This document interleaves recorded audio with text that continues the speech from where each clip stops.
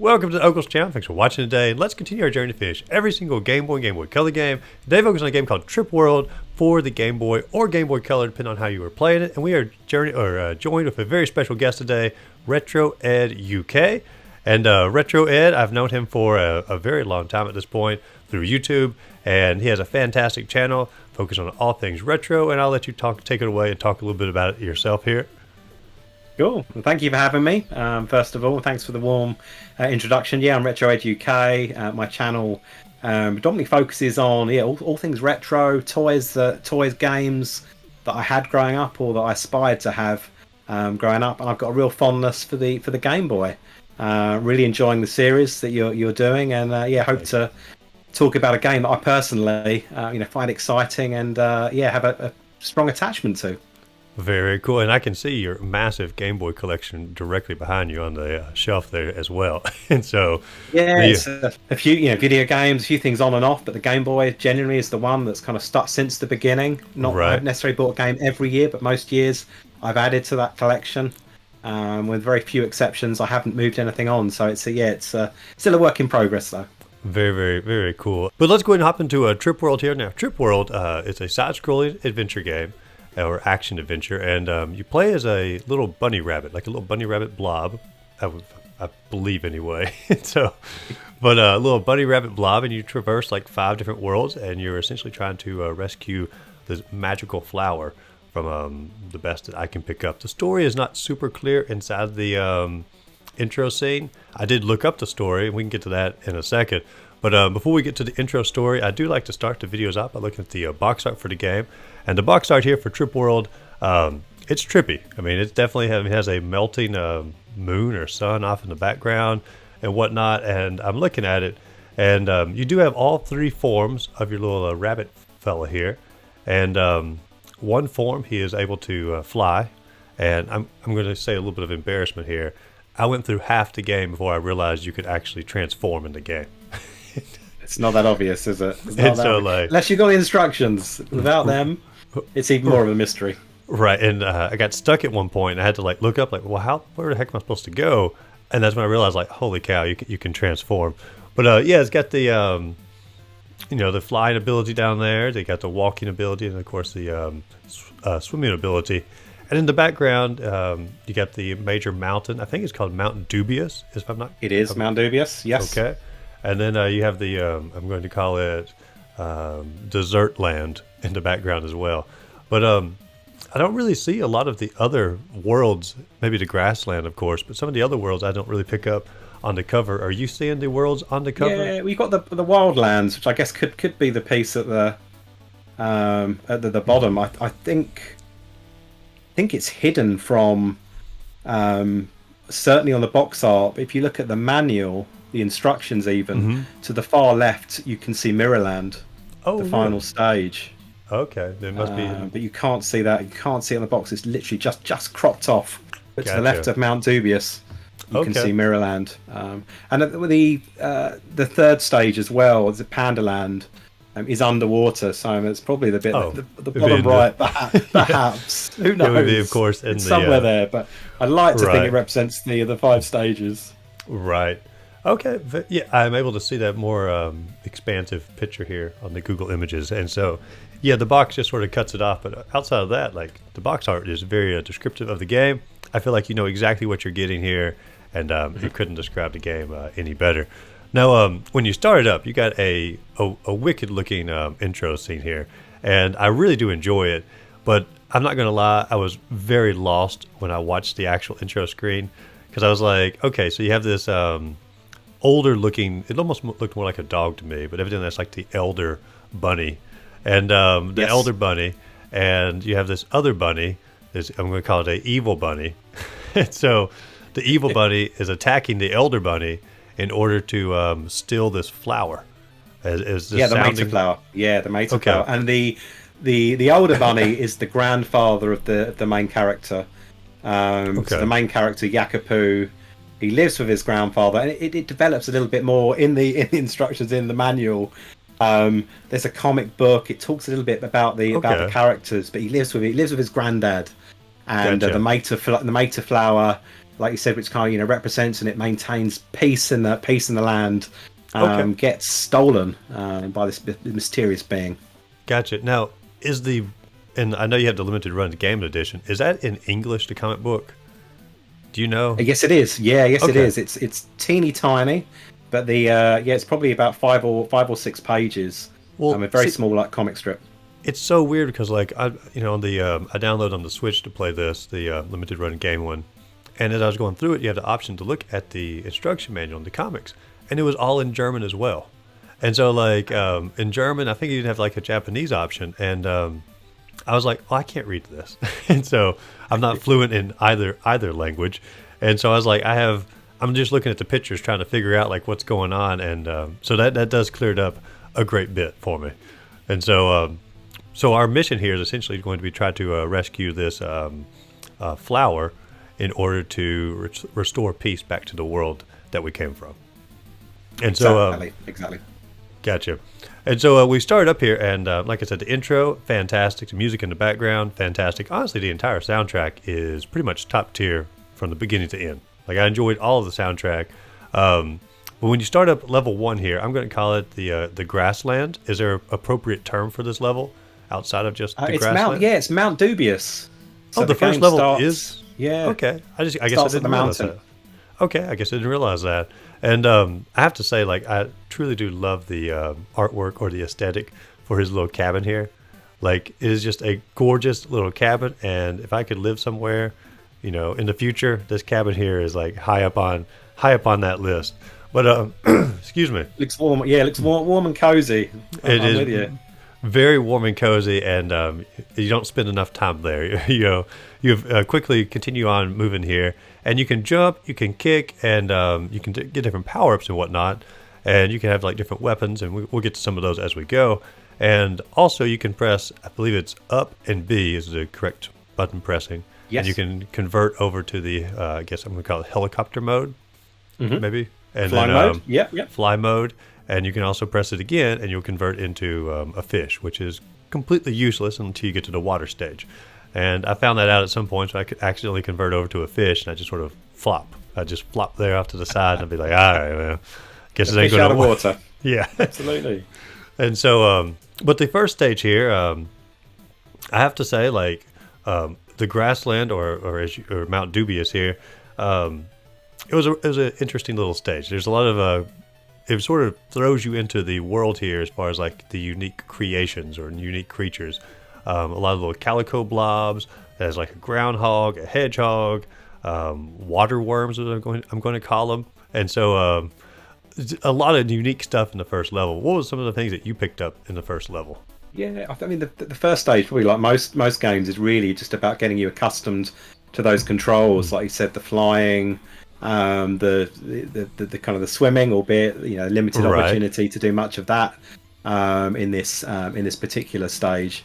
I think the point that you touched on in terms of the enemies, it's very diverse. There's such a variety of enemies in every single level. It's quite rare, in fact, that you come across the same, say, like enemy. I say other. It should be other characters, because I don't know about you, but the first time I played it, I made the assumption that those on-screen characters were threats. Yeah, But they're in a lot of absolutely occasions, not. if you let them be, they're not. So it's a bit of you can even a like run misconception. into them. You can like run into Yes, them, yeah. and nothing even happens half the time. Yeah. Sometimes you're caught off guard. Every now and then, like you'll know like when you made an enemy angry, and then they'll come after you. But up until that point, they're pretty peaceful here. Yeah. One thing I really did enjoy is there's a power up that you get early on. It throws like a little flower on your head here, and then you throw out seeds, and it grows a flower on the enemies, and like sort of freezes them up a little bit. And some of them have like really adorable animations, like the groundhog in particular. Like when you do him, like he like sort of freezes, and he's like in like sort of a setup pose, I guess. And I don't know, like the animations for that are very adorable. I don't know if you ever read when you were a kid a book called 11 Cats in a Bag. It No, I was haven't. No, okay. It I'll was have to look it up. I'll put a screenshot on here for us. But at one point, the 11 Cats in the Bag, like they were notorious for breaking the rules. It was a kid's book, and they all saw this flower patch, and it said, "Do not pick a flower from the flower patch." And they all talk amongst themselves like, "Well, it wouldn't hurt to just pick one flower. And before you know it, like all 11 cats are walking away with one flower on their head. And it looks just like in this game here. Like when they got that one flower on their head, like it was a almost scene for scene remake in my mind anyway. It's been a while since I've read the book, but yeah, very much so. But yeah, 11 cats in the bag. I have no idea who it's by, but it was at our local library, and my lord, I can't tell you how many times I read that particular book. Yeah, it's one I'm gonna have to track down and read it for myself. But yeah, that power up is like nothing I've ever seen in any other in other game. Actually, kind of sporting a flower upon your head and using it to, by all intents and purposes, stunning the other characters. But yeah. And so, like, as I was going through it, I went through the game about 3 times here, and I never could get the power up to last all the way, to the hedgehog. I never could get the hedgehog paralyzed, so I never got to see his animation, like if he became a stunned or whatnot. But I was always trying to get down there, but never could quite make it. Speed run. Yeah, never could speed run my way to it. But as you're journeying through here, let me see if I missed anything in my notes. Let's go ahead and get to the boss of the first stage. Now, the boss of the first stage, I'm going to describe it as sort of like a sumo wrestler, I would sort of go with. Yeah, sumo wrestler with big bamboo hat, which I believe he pretty much, tosses to one side as he engages you in battle. And he's not really, truth be told, he's not aggressive at all. He's really just a defensive enemy. And so, like, you have to sort of track him down to get the hits in, which sort of goes like what you were saying earlier, how the enemies in the game aren't really, like, enemies. They're just sort of, acquaintances. And then, this guy, it's like he doesn't even want to fight you, but he will fight you only if you push his buttons a little bit. But not a difficult boss. I think it takes 3 hits and he's taken out, something like that. Yeah. Handful if that. Well-timed kicks, and it sends him, literally flying off the off the screen. But you're right. If you leave him and you're not engaging him, it actually takes a while for him to take any damage from you. But that's probably another point to quickly reference. You start the game and you have like 4 bits of energy, which obviously deplete as you get hit. Right, and I did fail to mention that, and it's somewhat difficult. I'm not going to say to die, but as long as you sort of do the platform pretty well, it's not too bad. Until you get to the last level. I did have some trouble in the last level, but we'll get to that as we go. But sure. In World 2 here, it starts up, and I'm going to call it a Aztec jungle. But what's the appropriate term for this? This level? Might be based this on the jungle. This isn't the terminology of Retro Ed, but based on the manual, it's the wildlands. The wildlands. Okay. Yes. And so this one, like I said, like when I saw it, I was like, "Oh man, this is directly out of a National Geographic special here on some of this." But when you start this level up, there are multiple power-ups you can get. Like one of the power-ups was to shoot seeds out and freeze them. And this one, I picked up, I believe it's a grape, and it turns you into like a bouncing ball. And I don't know about you, but I really disliked this particular power. Because I really couldn't figure out like how to hit any enemies, and I was just like bouncing out of control. I couldn't get the platforms to work right, and it was almost like more of a curse. Every time I got the bouncing ball, I'm like, oh my gosh, not the bouncing ball. So, is there more to the bouncing ball than I realized? I don't believe so. I think it's there to almost literally throw you a little bit off balance and almost act as a bit of a demonstration of some of the programmer's abilities in it. But does it take you to any kind of hidden areas or bits like that? I've never that hasn't happened for me. If anything, it just enables you to accelerate through probably the first third of that level. It's a fair chunk, isn't it? You can get through, but you limited value. So I was just making sure I hadn't missed anything, because like when I picked it up, I was like, I don't really know what I'm supposed to do with this power. Like I can't attack anyone. But as you're journeying through the first bit of the wildlands here, this to me like really lives up to why this game is called Trip World. Because as I'm going through it, like there's so much stuff in this first part is I would just say very trippy. Like you have this little ink blot fella who's walking around with like his hands sort of like I guess like little guns off to the side. West. Yeah, and a fascinating, great animation. It cracked me up the first time I saw it. And then you come across this enemy, and when you throw your little seed out or whatnot, or hit it once, it turns into a mushroom. and like just complete transformation into a mushroom out of nowhere, and then you continue knocking it off to the side, and then you journey down a little bit further, and there's like leaves falling from the tree, but when you get to the ground, they like sprout legs and start like walking to you, sort of marching at you, and I'm like, all right, now I'm understanding why this game is called Trip World. Like this is definitely going on the trippy side here, which I thought was fantastic. Like I loved all of those enemies immensely. Yeah, and I think that's, to me anyway, that kind of motivates you to work your way through the game, because everything is slightly unexpected. Nothing is kind of standard or normal. We were saying about, you know, the enemies that aren't enemies, you know, the power-ups as well. You know, you can or you don't have to use those. There's a lot really up to the, you know, left down to the player's discretion. And regardless of what they do, more often than not, you can still get through the level. So I think just having that variety in enemies is just an extra curiosity about around this trippy game. It is like no other. I would agree wholeheartedly on that.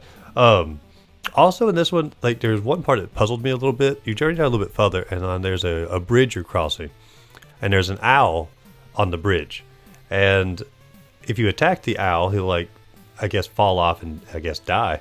And I did that every time. I'm like, is there a purpose of the owl? Like, if you don't kill him, does he appear later on, or is it just simply a fun animation to just mess around with? I don't believe so. I think it's just a bit of fun. I mean, you're the yin to my yang, because I just run past him, but it sounds like his target practice is the order of the day. I'll have to change my tactic. Well, yeah, I mean, if you hit him enough, like he sort of plops up and then falls off, and you get to see the front side of the owl as he's falling down. And I was like, okay, so I guess you can kill the fella here, but you know, I didn't know if there was like a later part if he reappeared or whatnot. Excuse me. When you started talking about him, I thought you were going to be talking about the large, I think it's a cat. There's an extremely large character again, and you think, is this a mid-level boss? Because it's quite early on in the level. Yeah. Is it going to be a threat? But he's just up for a bit of fun, and you can jump on his back and certainly go along, you know, again, a further chunk of the level. It's just bizarre, but a lot of fun. I will admit, even though I love cats, I thought he was going to be a mid-level boss, and I went ahead and started attacking him. And so, like, I did kill him off, so I didn't actually get to have the jumping ability with him. I'll have to go back and give that part a try there. But eventually you get to a part where you go into like a Aztec cave. And I know it's not Aztec. I know it's some sort of other native civilization for the wildlands here. But they're definitely pulling from the Aztec aesthetic. And when you journey in here, I start seeing enemies that I can't help but remind me of Kirby. And like there's one enemy in particular, like he sort of journeys out here, and if you hop on top of his head, you can hop on top of a little platform and get an item. And he reminds me so much of a creature off of Kirby. I think it's I think he's like a little mushroom in Kirby, actually. I don't know. Did you remember that, or is that maybe I remember the character, but not necessarily the similarity. The similarity, but there's the main character, the Yakapu, is a little bit of Kirby-esque, isn't he? With the tail and some ears, but you lose the bit around and you just focus on the oval part. He's a little Kirby, big eyes. Well, you know, there are a few different things in this game that remind me of Kirby, and we'll get to a couple more here in a second.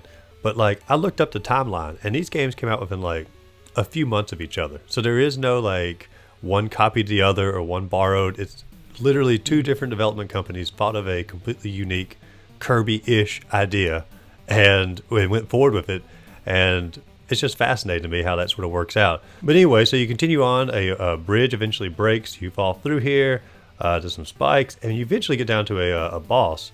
And the boss, I'm going to describe it like I don't know if you ever watched the Winnie the Pooh show or movie back in your childhood. Yeah. But like the Humphalump, I believe is what it's called. Okay. Hoopalump, or the Weasels and Hoopalump, I think is what it's called.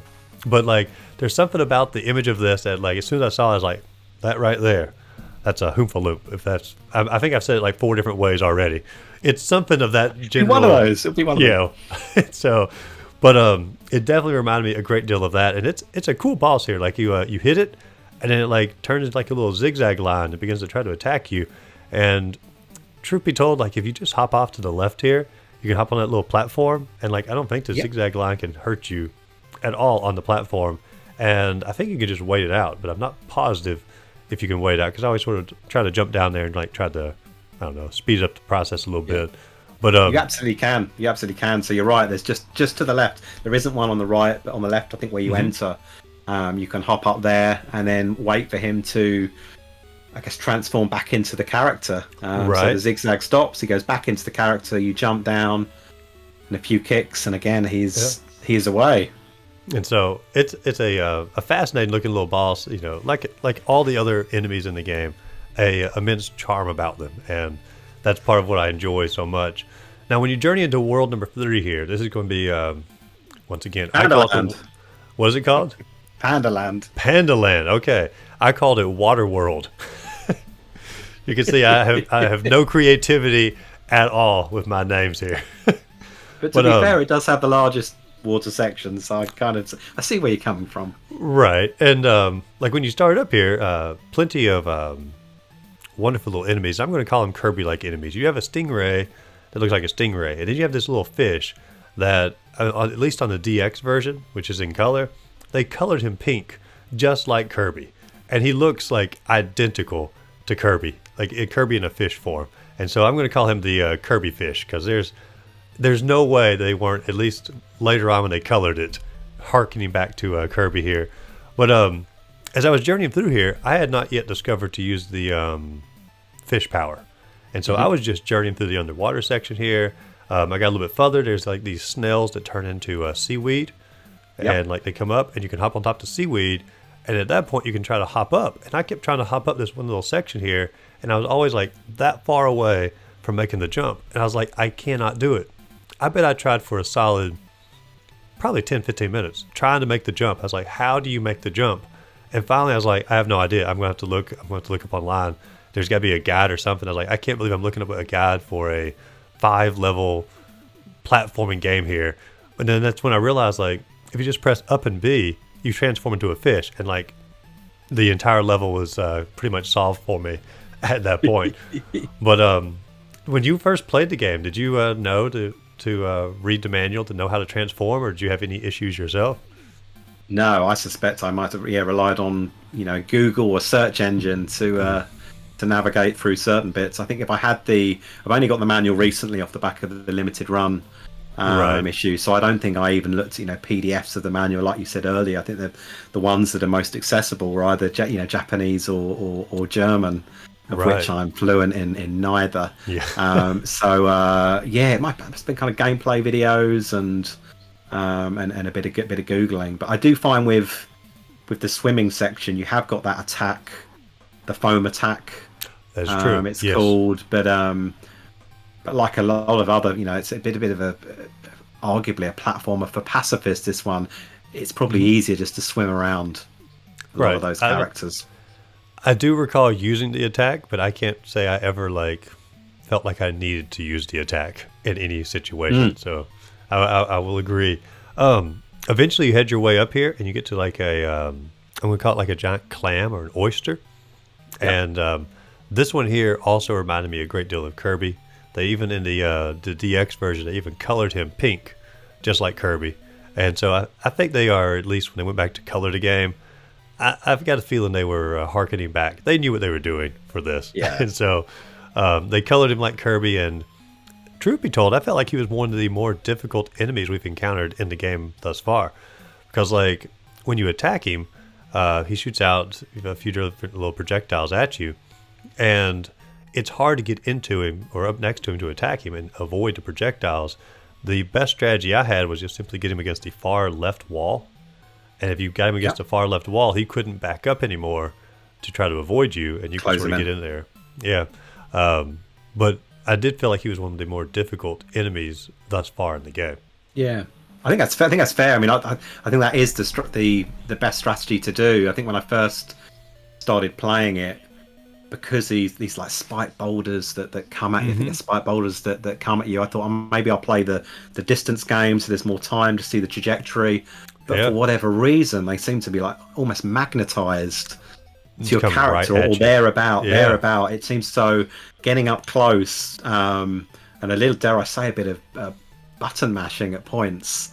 I agree with that. It's the way to do it, and you very quickly can dispatch him. But if you play it too far away, and the jump kicks is quite often a key kind of strength, a key strategy for a lot of enemies. But this one, it's getting in close and just landing a few kicks. I don't know if I ever beat him without getting hit at least like once. Like I don't think I ever made it out completely. I don't know, scratch free or whatnot. Unscathed. I think I always had. Yeah, unscathed. That's the word I'm looking for. Scratch-free didn't sound right, and I was like, "What's the word?" And you filled it in for me. Appreciate it. But then you go outside, and it has one of what I'm going to call probably one of the most beautiful scenes in the game thus far, or one of the most, I guess, peaceful. You get on top of like a cliffside here, and like the wind is blowing. You see like the little grass blowing in the wind, and you approach like an adorable little cow who will do nothing to you, who just will walk up to you. You can throw your seed out at him, and you can put a little flower on his head, which is fine. But at one point, I had like the I guess I'm going to call it like a raccoon type creature behind it, and a cow type creature, and they're all like following me along. Like the three of us are on some sort of majestic journey, trying to find like a magical wizard or something. And so a great little scene here. The game is just, I don't know, packed full of adorable little scenarios that you could almost make your own little story out of. But I did find the part where the wind is blowing just a really a peaceful scene. Yeah, and beautiful. I think beautiful soundtrack as well. There's a few there's a few elements, aren't there? They're almost a bit environmental, such as the first, going back to that very quickly to the first stage where you're in the mountain, you've got the cloud sweeping by. With this one, just a little motion of the grass almost makes you really want to push for Yakapoo to kind of. It's like he's battling the winds, he's battling the elements. Yep. But in reality, he's probably going no faster, no slower than he is in any other stage. But just that little effect is quite, quite calming. It's a bit of a form of therapy. Some of these scenes, just to watch and enjoy and just relax with some of the animation. Yeah, I fully agree with that. The stage up here at the top, like it also reminded me. There's only been one other game in this entire Game Boy challenge that I've encountered that's like the top of a castle with grass blowing in the wind, and that was Gargoyle's Quest. I don't know if you remember that scene. It's, you're right. Point. Yeah, you're right. And that's the only other game on the Game Boy thus far. I mean, I still got many to go, but so far that's the only one that had like a scene on top of a castle, wind blowing, grass blowing. I was like, I'm sure there's no connection, but I was like, that's pretty cool that you recommended both games to me, and they both had a very similar one scene on it. Complete coincidence. But, two good games. Yeah, absolutely. Now you eventually hop down, and the boss, I'm going to describe him because when in the color version he's like sort of a bluish white boss. He reminded me very much of a penguin here. I don't know. Yes, But he has no beak. He has no tuft of feathers out back. But I guess he's just a blob. But he reminded me more of a penguin here. This boss seemed a little bit more difficult, but I just took a very aggressive strategy and just kept basically hitting as fast as I could. And he's taken out pretty quick, but I don't know if there's a better strategy outside of that. Yes, I think the standard kick, the short kick going in, seems to work. If you try and jump in, then I think there's a bit of a curved trajectory that can come out and shoot you to damage. So gotcha. I think getting in close. It's probably just a slightly more challenging version of the mid-level boss. Gotcha. Yeah, I could definitely see that. But the color-wise on the Game Boy Color, when they colored him blue and white, it reminded me of a video we watched growing up called Scamper the Penguin. Did you ever watch that show? No, I don't know if we had that over here. So... it was only on VHS. I never saw it on TV, and I can't tell you a whole lot about the plot, but it's about a little blue penguin and his little journeys through, I guess, Antarctica or parts of South America, down there on the islands. But it was, as a kid, like I adored the movie, and I thought it was like the greatest movie in the world. And I remember my cousin came over one time, and we were both really little, and I was like, "Hey, have you ever seen Scamper the Penguin?" And I was all excited about it. He goes, "Ugh, don't even get me started on Scamper." And I'm like, "Oh, well, yeah, it's just Scamper." So not everyone shares the same fondness for Scamper the Penguin that I had there. But anyway, so we journey now into world number 4, which is I call it Dessert Land, but it's appropriately called close. Yeah, Pudding Land. Maybe it's just an English thing. I don't know, but yeah. Okay. Yeah, and it is just jam-packed full of pretty much every dessert that you could think of. It's got birthday cakes in there, looks like ice cream cones in the background, candies, what we call Buckeyes around here, sort of like a chocolatey candy with sort of peanut butter in the middle that seemed to be present there as well. Few jellies, there's all sorts. Some jellies. There's like a popsicle area as well. Very much of a I don't know, a childhood dream of most kids to live in such a land, like Hansel and Gretel minus the evil witch or any sort of true hazards. But as you're going through here, once again I got that dumb grape power up, which I hated, and I was bouncing through here and I couldn't even like get it to go. And I'm like, oh my gosh, like the grape is sort of like my kryptonite of the game. Like I just do not like that grape power up. Hop over it next time. Yeah. But anyway, as you're journeying through here, there are also like clowns on balls at some point, sort of a circus aesthetic at the same time. And the mini boss for this area was like I guess just sort of like a cake, really. And so like a little miniature cake on top, and it would hop down. And the miniature cake, very easy to take care of, blast them out in no time. But the other one, it has like almost like a turtle effect. You try to attack it, it sort of like plops down. You're like, I can't hit it. And it sort of pops up for a second. You're ready to attack it, plops back down. It's so. I found the little one quite irritating as well. I'll be honest. I wouldn't say it was. It's not of, certainly not of significant challenge, but right. I found the top tier on the cake just because it was darting around. The other one seemed to take its time a bit more, composure. But I don't know why. It just irritated me a little bit. I was just hungry from seeing all the food in the build up. But he's taunting you. Fun. Yeah, I think he was. But so by the time I'd caught up with him and then dealt with the slower one, but yeah, I see what you're saying with the kind of the pop up bit. But yeah, it's a fun one. Fun one. So, but no, I think the top one, like maybe I just took him out too quick or something, and he didn't have an opportunity to get too annoying to me. But I could see that if he was hopping around like that, yeah, he could get on your nerves probably pretty quick. When you get to the final boss of this stage, it's a weird looking boss. Like I'm gonna call her like a spoiled princess of Candyland.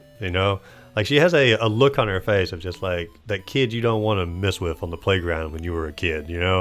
Like they're the one who takes a swing and never gets out of the swing. They're there forever.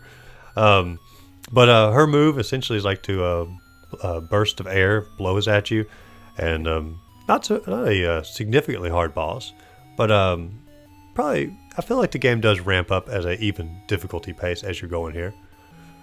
Yeah, I think it's the character with wearing the cake and a head. I think with this one, it's where started to use more of the jump kicks. So up until this point, you could probably just get away by not necessarily button bashing, but getting the short kicks in. I think because of those blasts of air, this and some of the future enemies, a well-timed jump kick. It was how I overcame them anyway. Gotcha. Now, there was one weird thing that happened. Like I said, I went through the game a couple different times, and one of the playthroughs, when I got the item before the princess, maybe like a minute before her, my character transformed into this weird-looking, I'm going to call it like a 1950s Mickey Mouse look, where I had like these really long legs and like just a solid bubble up top, and I could shoot out a blast, and it was a one-shot kill on everybody, even the princess at the end. And so like it was just simply got there one shot, and then the princess was gone. I'm like, holy cow, this is like God mode in the game. So but I don't even know if that's called out in the manual. I'll have to go back and have a look, but in my simple mind, it's like a stretched out Yakapoo, just a bit taller. It's just like the body's been given, longer. It's Mr. Elastic or whatever. Mrs. Elastic, kind of extended out. But how that happens and the triggers that get to that seem a bit roll of a die. Because genuinely, I played it a few times, and I'm still not entirely sure what. Yeah, kind of makes that happen. There's a couple of points in the game. I don't know if you experienced it somewhere anywhere else. I don't know if it's on the last level, but I think there's a couple of areas where the stretch Yakupu can appear, but not always. Well, yeah, because I was playing through it, and I was like, this did not happen the first time I played the game. I was like, I don't know what I did different, but I was very thankful for it. I mean, it was a great move to have. But yeah, I was very confused of how it happened. But so we go into journey into our last level here, which is world number 5, and me personally, I think it is the best level in the game. I'm going to call it the Flower Garden Castle. But I guess Mirrorland. Mirrorland. That's from what you're talking about on the cover, and I just love the aesthetic here. I love like all those little flowers throughout. When you get close, like they actually like transform back as like little buds that sort of like start walking to you. I guess like your flower buds to a degree. One thing I found odd is if you have the seed power, you can throw a seed out and you can put a flower on top of the flower, which I was like, oh, yes. There's a little extra bit there. But I thought that part of the game was just truly beautiful, a wonderful aesthetic for it. Yeah, and the visuals when it first starts off, it's not dissimilar from the first world, but then very, very quickly, you reach the castle. You probably notice, but there's a few points where the music just completely changes, becomes a bit more sinister, goes up a beat, comes down a beat. Right. And I not that I've ever kind of calculated or taken note, but I'm sure even aside of the bosses in each of these stages, there's normally 2 or 3 melodies that will play through. But I think this one, it is the largest level. It makes up a chunk of the game. Right, it definitely does. So maybe it warrants different themes, but the theme music does it bounces around a little bit in this one. I'll have to go back and notice the themes a little bit more there. Now, speaking of like sort of bouncing back and forth, this level being so large, I actually had like multiple paths you could take as well. Yes. I actually went on multiple playthroughs, tried to go through every path here, but the only major one I know is like when you go over a bridge. And the bridge, if you fall through the bridge, it like takes you to a totally different path. You go past the bridge, you have another one. And if you do go on the upper part, you do encounter like a corridor of like 4 or 5 little cats in a row. Yep. And they chose to color these little cats orange, at least for the DX version. And it looked like my orange cat's name is Lalo. It was like I had an entire corridor of Lalos just all lined up. And I mean, me personally, I was like, this is like the greatest thing in the world for a game to have. So like all these little Lalos. But as I was going through it, on that side, eventually get to part where I'm going to describe it, and you will know better than me. Like look like British soldiers of like the royal castle to a degree. Like I think it's like an old school English policeman with the proper, the big. I could definitely see that better. Yeah, the big policeman hat, which right. The enemies, he seems to dispatch enemies from this helmet. And what are those enemies? Like the best I could describe them is when I was a kid, I had these punching bags, and like you blow them up, and I always had like a Ninja Turtle on the front of them is what I had, and you could like punch them and they come down and pop back up at you, and because these sort of wave back and forth a little bit, and so I don't know what they are. I guess like, do you have any clue? No idea. I have no idea.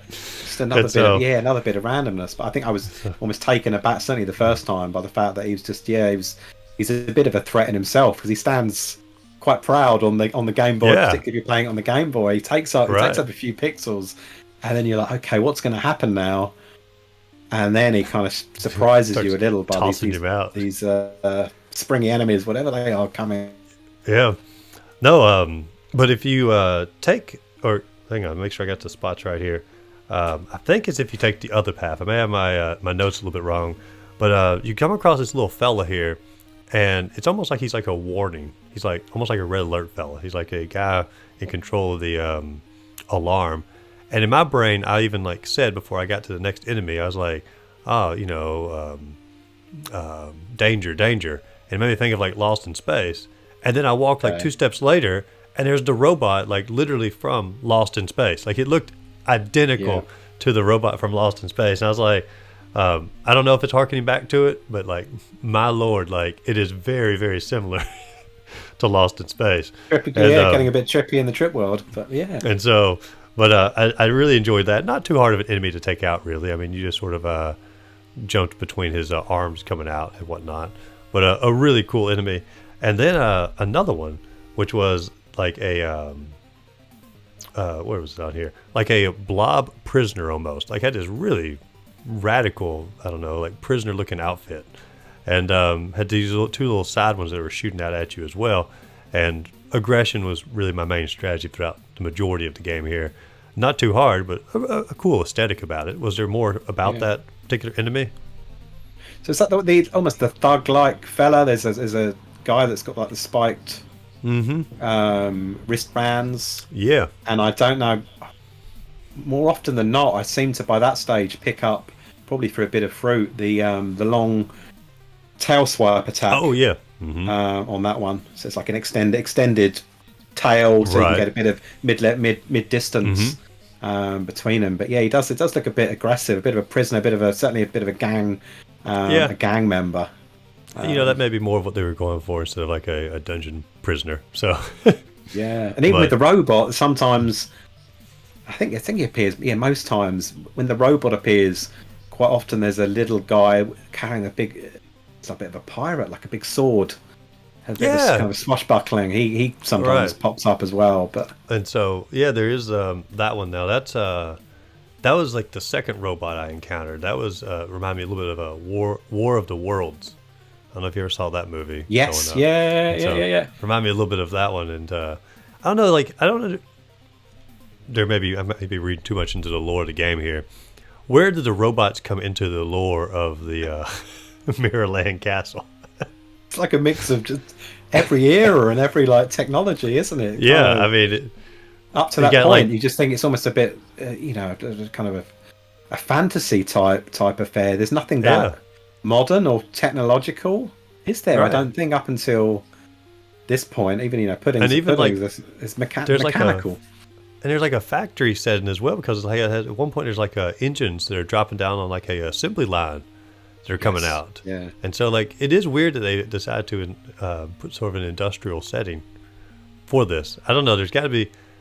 I know the creators spotted something when they did it. Like, they had to have had a direction, because it's not just, like, one robot. Like, there are multiple industrial parts here. And so, I don't know. I like the War of the Worlds. I hadn't thought of that, War of the Worlds. I don't know, maybe it's because you think of something, it kind of just sets in your mind. But I always think on the Star Wars, the Scout Walkers... Oh, the yes, ATSTs, just because of the gangly legs. But I like the War of the Worlds, explanation. So, but yeah, you continue on here, and eventually you're going to get to the part where you're going to go up against the final boss, and there are essentially 3 separate stages for the final boss. And so when you first encounter him, he appears to be like a really tall rabbit king. But that's not his appearance at all. He quickly dismantles that appearance or persona, and he hops off, and then 2 smaller blob creatures pop out, and you fight the 2 blobs initially. And I actually had, just being honest, I had a little bit of a challenge on these particular parts of the final boss. Like, it took me a few tries to get him down as far as like a good strategy here. And even then, like, I don't feel like my strategy was a great strategy, which was just sort of... try to get them off to the left-hand side in that little corridor. But I don't know. Did you have a better strategy for them? Yeah, I think it's good to get them in the corners. The jump kicks was the only kind of approach, the only attack that I could use really to take any damage. And I'll be honest, I think I've had very, very few plays where they haven't inflicted damage on me. Okay, gotcha. And as I think once you're nearing the end, it's some form of like spear attack. I don't remember that. They do flip around. I think maybe there's just one is gone maybe, and there's one remaining, and that one ups the ante, and he gets particularly like aggressive, and he has a spear attack. When that bit happens, if I haven't lost any damage by that stage, then by heck I'm about to, because you need to get close, and it's just. As soon as you get close, it triggers that attack. So it hits you, and then by the time you've taken him out, you've already taken a bit of damage. And so Luckily, though, like because every time I took a decent bit of damage, when you fall through the next little area, there's a nice little heart plant off to the side. Heal yourself right back up. Now, I did desperately try the first time or two going through this to try to save the heart plant till after the battle. That never worked out because I had a great deal of trouble figuring out a strategy for, I'm going to call it like your shadow counterpart to a degree. Okay. Yeah. And maybe there's more of a correct term as far as like the lore of the game, or is it just sort of a shadow? Not that I'm aware of, but yeah, a bit of a mirror, isn't it? A shadow. Yeah, which I guess makes sense. It's Mirrorland. Okay, perfect. I didn't even think of that. Solved it. Yeah. So, but I would divide this guy into like 3 separate stages, really. Like your first 2 hits, he would jump at you, and he was fairly harmless, really. He would jump at you, and I would just jump up and throw a little kick out, and then he would go into like the second stage where he got this little, dash move or a slide move against you, or he could do like a jump up in the air, and he could kick down at you like in the old Turtles arcade game almost, come down at you. And for that stage, and even the third stage where he could like throw like a little weapon out in front of him, I found my best bet was simply to hide off in the far corner, like the bottom left-hand side, and I just kept pressing the attack button constantly. And I took damage. Okay. Okay. I definitely took damage, but if I could get through the first stage with no damage, I could get through the second and third stage with no damage as long as I hid in my little corner. I would akin it very much to. Did you ever beat Zelda 2: The Adventure of Link? No, I haven't. Okay. No, I haven't.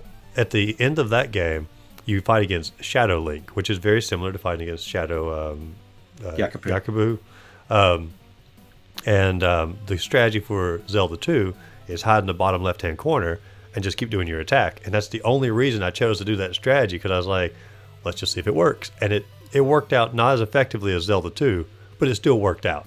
And so yeah, I'll have to try that strategy. I think I must be doing it all wrong. I think aerial attacks, but taking a lot of damage. So it sounds like your approach, you're sacrificing a little bit, but it's going to give you that confidence that you're going to overcome the enemy. It was a pretty successful. I mean, after I figured it out, like every successive playthrough, I didn't die at all as long as I did that particular strategy. But he's a fairly tough boss. Like I would say he is par none the hardest boss in the entire game. Yeah. And didn't you feel at this point it was almost just like the difficulty level was just like ramped up from a very casual, this is the point where if you haven't already, you're thinking this is actually quite difficult. Up to that point, I probably thought like, this is a breeze, this game. It's like I'm on the last level. You're getting confidence, perhaps a little cocky, a little, and then it's just like, okay, I need to start thinking about this. Absolutely. And I mean, it is night and day. Like if you put the difficulty level at like maybe a 2, 3 throughout most of the game, you get to this part, it's probably a solid 6 or 7. You know, it's a very high ramp up as far as difficulty. But then you drop down and you go to the last boss here, which essentially I'm going to call him the Bad Bunny, has gotten to a caterpillar robot of sorts. And the caterpillar robot, and my memory may be off on this, and you may know it better than me, but there was a show growing up, Teddy Ruxpin. Did you ever watch that? Yes, and Grubby. Like there was like a caterpillar. Is that his name, Grubby? Is it Grubby? I think it might be. Yeah. It's been so long since I've seen it, but like my memory instantly hit like Teddy Ruxpin. Like he looks just like him, at least in my mind anyway. It may not be, but there's something about it. I was like, that's where my memory's pulling from. But I had a little bit of trouble with this boss until I figured out you could like hop on his head. Hopping on his head like really, really helped. But up to that point, man, he shoots out those beams so fast, and his little robotic arm shoots out so fast. Like I couldn't hardly get a hit on him. And so, did you have another strategy besides like the head hop? No, I exactly that. You jump on his head. He's almost a bit subdued. You jump down, quick kick, quick jump kick, and then back on his head. You jump down. Right. Otherwise, it does feel again. I can't remember what it was. One of the previous bosses. His attack is just magnetized to you, and whatever angle you try and approach him, he'll get you. Doesn't matter how high, how low you are when you get the attack in. So it is that kind of drop down, very, very quickly jump into him, and then that's the only way I think it can be be done without Okay. risking a lot of damage loss. Because I kept trying to figure it out, and I was like, because every time, like you said, it's like the attacks are magnetized to you because like he shoots those little bubble shots out seemingly at an angle usually, but if you're down in front of him, he shoots them out straight in front of you. But if you try to fake him out, it's like he knows already what you're getting ready to do. He's very much of a intelligent little caterpillar here. So, but anyway, so after you defeat him, you get a little cutscene, and I'm not gonna lie, until I like tried to look up some preliminaries of the story, like I was very confused what was going on in this cutscene. But a bunny essentially opens up the side of the wall here, presents the flower, which is the correct term for it. The meta flower. The meta flower. And it's his wife. I think it's the queen. I think it's the queen that breaks through the wall. What she's doing behind the wall. Yeah. I'm still I've played it a few times and I'm still as confused as you. It's right. So it makes sense. So the queen comes through, presents the real flower. Then the king turns out he was possessed by a different flower. Is that right? Yes, it's a different. Yeah. Okay. The unexplained demon flower, I'll call it. And after he's released of his possession, they give the man, I'm just having trouble keeping that word in my head. The Marta, how you say it? I probably pronounced it wrong. Maita, Maita. Okay. Flower? The mate, whichever. Give that flower back to the elder bunny, and he goes back to his mountain to guard over that, and then essentially have like a little cutscene of the king and queen, and you all like in the garden, sort of celebrating the peace over the world again, which brought up my question: are you the prince? Are you their kid in the game? I don't think you are. No, I don't think you are. Okay. I think it's just a bit of a celebratory scene at the end. I think the only relationship which kind of confirmed through the game instructions is the one between you and the granddad, who's the guardian. Okay. The guardian of the flower. I don't know if it's a bit of a celebratory affair because you've like you've just said, you've kind of the chaos has gone, and now through the flower, peacetime is restored, and things can get a little less trippy, hopefully. Right. So, well, I was very confused at the ending there until I did a little bit of research, and you've helped clear it up even more, because I feel like without the comic book, I feel like you're at a little bit of a loss in the game as far as like the storyline goes. I don't feel like the game really explains it a lot, and which is odd is and because if you load it up on the limited run games Switch version, they only give you the German version of the instruction manual, which I don't speak German, but the limited run game one that you have sort of combines the German one and the Japanese one, because in the original German one, they don't even put the comic book in there. Like, it's completely absent. And so like you only get the story if you had the Japanese version of the game from back in the day until the new limited run games manuals come out, which is sort of also annoying because like you mentioned you got yours from limited run games. People who put out the Switch version is also limited run games, but they didn't include the same book that they gave you.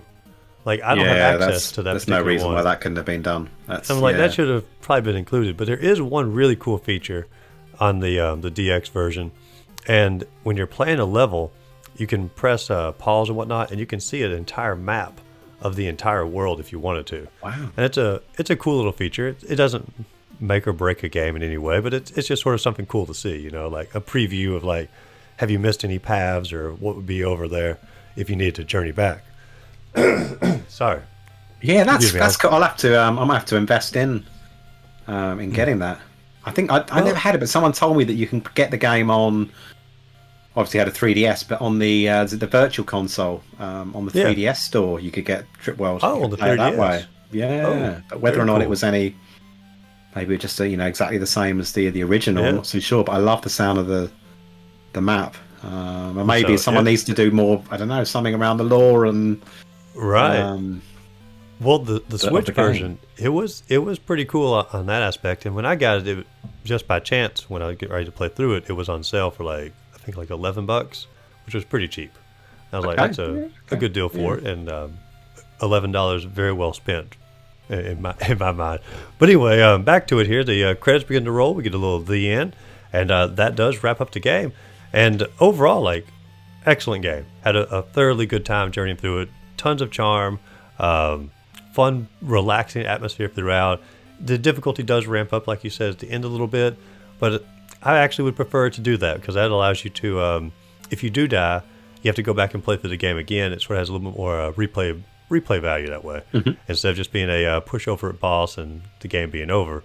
I sort of like that they put it in there sort of at the end. I do wish they explained the story a little bit more, just so us people who didn't have the manual could understand it just a tad bit better.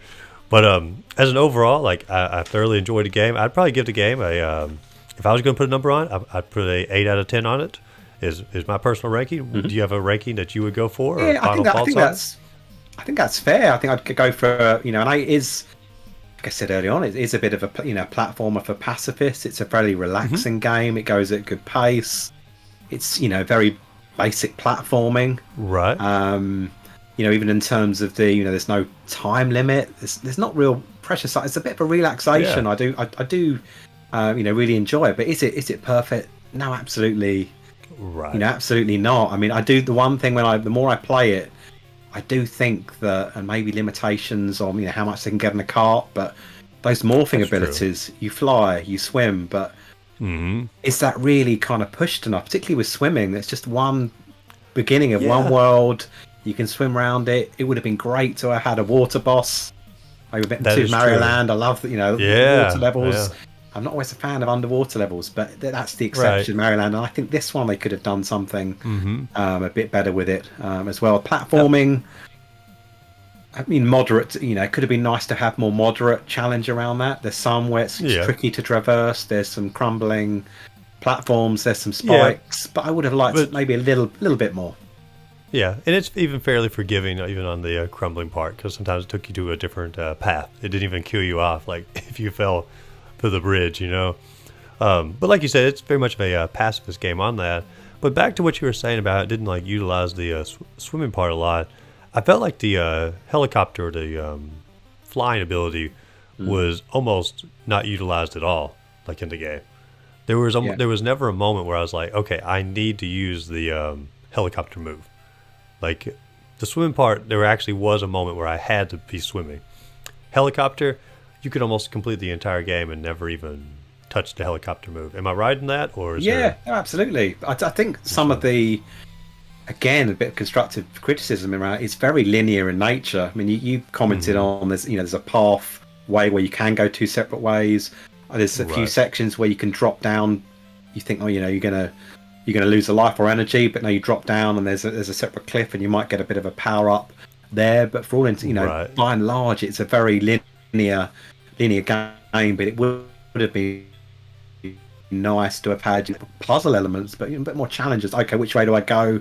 Oh, it's that way. I'm going to need to swim, or I need to fly up to get this. That would have been a nice, a nice challenge. I'd be interested to know if somebody out there has done a fan-made sequel, like a Trip World 2, and took some of the stuff that we've mentioned here and tried to expand upon it. I feel like the game has enough cult following that someone out there has probably done some sort of hack at some point. That's something I need to look into, because that would be a fun little journey through it. Yeah. But overall, very quickly, the sorry to interrupt you. Oh no. The other appearance, and again, I've only found this, I think, preparation for today's conversation, is that Yakupu appears in a Neo Geo game. It's a Sunsoft game. Galaxy Fights, like a one-on-one fighter, with some of the moves that you'll see in the game. So that's something I'm going to have to look up. I'll try to put a little clip of it in the video here. I'm sure someone's got some footage out there from that. But no, I do love that he is still, he was for a while living on, and who knows, maybe one day he'll make his way into a Super Smash Brothers or something. Who knows? maybe we'll get lucky. They eventually will run out of new characters to use, and they're going to have to start pulling back from somewhere. Who knows? But overall, fun game, Retro Ed, or just Ed at this point. Thank you for joining the channel here and going through this game with us, and hopefully we'll have you back on the channel again at some point. Yeah, thank you for having me. An absolute pleasure. So cheers, guys, go out there. Have a great rest of the day, and I'll talk to you guys later.